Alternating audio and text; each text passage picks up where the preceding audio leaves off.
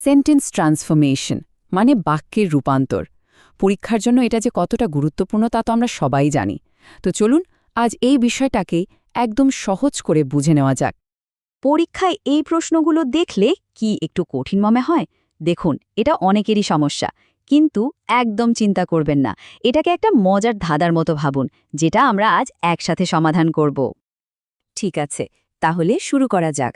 আজকের আলোচনার জন্য আমাদের হাতে একটা পরিষ্কার রোড ম্যাপ আছে। এটাকে এমনভাবে সাজানো হয়েছে যাতে আমরা স্টেপ বাই স্টেপ পুরো বিষয়টা আয়ত্ত করতে পারি। প্রথমেই চলুন একদম গোড়ার কথায় আসি। যখন আমরা একটা বাক্যকে ট্রান্সফরমেশন করি তখন আসলে কি করা হয়? এটাই হলো সবচেয়ে জরুরি কথা। বাক্যের মানে কিন্তু এক চুলও বদলাবে না। আমরা শুধু তার পোশাকটা মানে তার গঠনটা পাল্টে দিচ্ছি। তাহলে চলুন আমাদের প্রথম টুলকিটটা বের করা যাক। দেখব কিভাবে পজিটিভ ডিগ্রির একটা বাক্যকে কম্প্যারেটিভে নিয়ে যাওয়া যায়।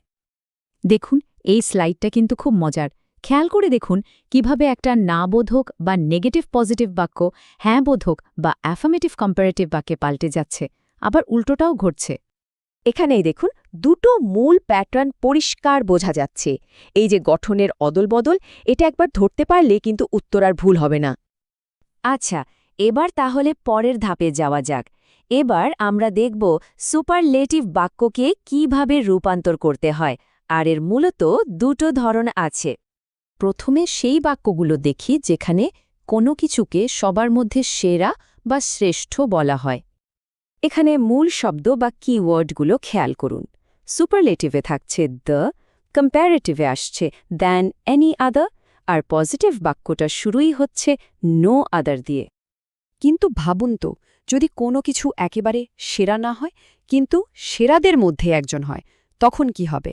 হ্যাঁ, নিয়মটা তখন একটু পাল্টে যাবে। এখানে লক্ষ্য করার মতো কিওয়ার্ডগুলো হলো one of the, than most other are very few. পরীক্ষার সময় কিন্তু এই পার্থক্যটাতে অনেকে ভুল করে বসেন। এটা একটা কমন ট্র্যাপ। চলুন এবার দুটোকে পাশাপাশি রেখে দেখি সবচেয়ে গুরুত্বপূর্ণ বিষয়টা কি। অ্যানি আদারের সাথে নাউনটা থাকছে সিঙ্গুলার, আর মোস্ট আদারের সাথে নাউন হয়ে যাচ্ছে প্লুরাল। এই ছোট্ট বিষয়টা কিন্তু মনে রাখতেই হবে। বেশ, আমাদের হাতে তো এখন নিয়মকানুন সবই আছে। তাহলে চলুন এবার সরাসরি পরীক্ষার প্রশ্ন সমাধান করে দেখি আমরা কতটা শিখলাম। প্রথম প্রশ্নটা দেখুন। এখানে ওয়ান অফ দ্য গ্রেটেস্ট কথাটা দেখেই কিন্তু আমরা বুঝে যাচ্ছি কোন প্যাটার্নটা কাজে লাগাতে হবে।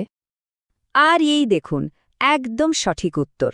আমাদের than most other are very few দিয়ে তৈরি করা গঠনগুলো এখানে নিখুঁতভাবে ব্যবহার করা হয়েছে। এবার আমরা শুরু করছি পজিটিভ ডিগ্রি থেকে। নো আদার, এই শব্দ দুটোই আমাদের সিগন্যাল দিচ্ছে যে এটা অ্যাবসলিউট প্যাটার্নের প্রশ্ন। এখানে আমরা নিয়মগুলোকে শুধু উল্টো দিক থেকে প্রয়োগ করলাম আর সহজেই সঠিক কম্প্যারেটিভ আর সুপারলেটিভ রূপটা পেয়ে গেলাম।